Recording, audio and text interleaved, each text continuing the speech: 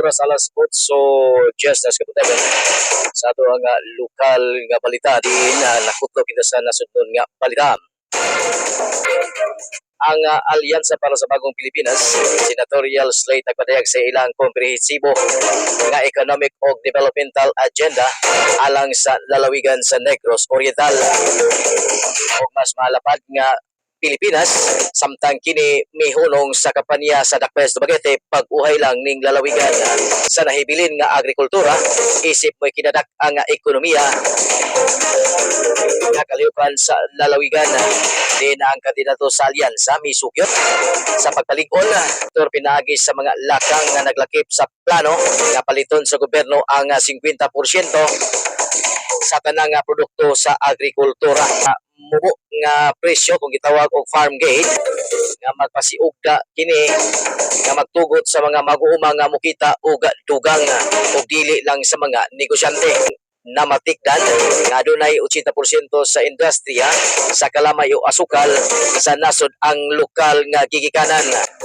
Ang slate usab naninguha nga usa sa mga 100% nga pagsalig sa lokal nga gigikanan nga adunay posibilidad nga mag-export ang mga produkto nga kinigipalig-on sa mga palisiya nga nagdali sa pag-import sa mga kalamay sa panahon sa ting-ani.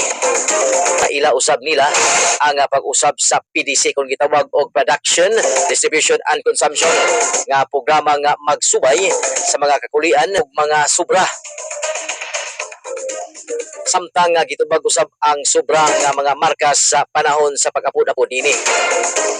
Maya kalabutan nini ang ipasiugda usab nga grupo sa Agrarian Emancipation Act sa administrasyon nga nagakonsinter sa mga utang nga kapin 600,000 ka mga mag-uuma tibuok nasod nga Pilipinon. Upan pagtumong sa mga pagmoderno ang mga gawi sa agrikultura isip sunod nga maoy lakang. Ang uban nga mga lakang isugyot nga naglakip sa ubos nga interes sa pagpautang sa kapital, ipalapdan o ipasiguro sa pagpananom sama sa bugas o mais. Mga inisyatibo nga buwis alang sa yutang agrikultura nga may nagsuporta sa edukasyon para sa mga anak sa mga mag-uuma ug usakap gipalapdan ang Sugar Regulatory Authority kon SRA. Dugang pananawagan usab sila sa dakong kalambigitan sa Department of Agriculture ug ang Department of Trade and Industry sa pagkontrolar sa manipulasyon sa presyo. Sumala pa walay pangutana ang probinsya sa Negros Oriental kinsang ekonomiya nga naguna sa agrikultura, ingon man ang pakabenepisyo sa mga nanumay gikan sa lapad ug lig-on nga plataporma sa alyansa alang sa agrikultura.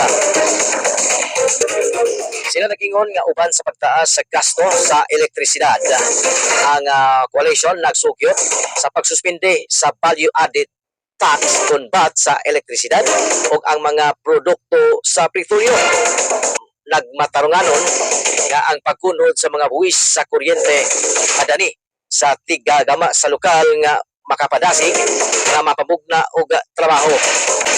Alang sa pagpalambo sa turismo, ang slate misaad og dakong suporta alang sa proyekto sa tugpahanan sa lungsod sa Bakong kung gitawag og Bakong nga airport nga naghatag og gibug-aton mas maayong infrastruktura nga makapadasig sa mahingdanon nga pag-uswag sa lokal nga international nga turismo. Ang gisugyot usab sa alyansa sa slate nga magpadayon ang ilaha nga pagpaila sa pag-uswag sa kalinaw ug kahusay nga nagkonektar sa gipaayo nga kaluwasan sa usa ka nagpag-o nga ekonomiya.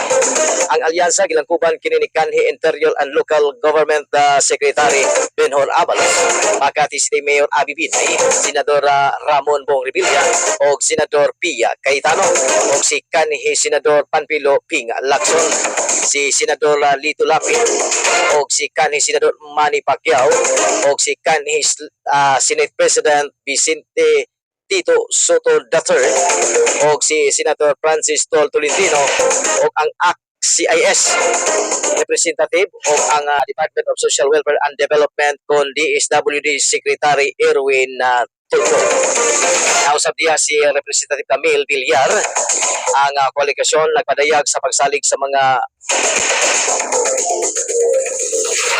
nagpadayag usab og pagsalig sa ilahang mga maabuton sa lalawigan sa Negros Oriental uban man ang pag-endorso kang Presidente Bongbong Marcos Jr. o sa ilang kaugalingon individual nga mga kwalifikasyon uban sa kahanas sa alyansa nga lig-on og lain-lain nga katakos sa probinsya sa Negros Oriental makapabot sa pagpadayon nga agenda sa administrasyon alang sa nasudnon nga kalambuan patuman kini matud pa ni nabutas Representative Chango ang campaign manager sa alyansa. Ug ang lokal nga balita ug nasyonal nga balita man lang pipila ka mga pahinumdum.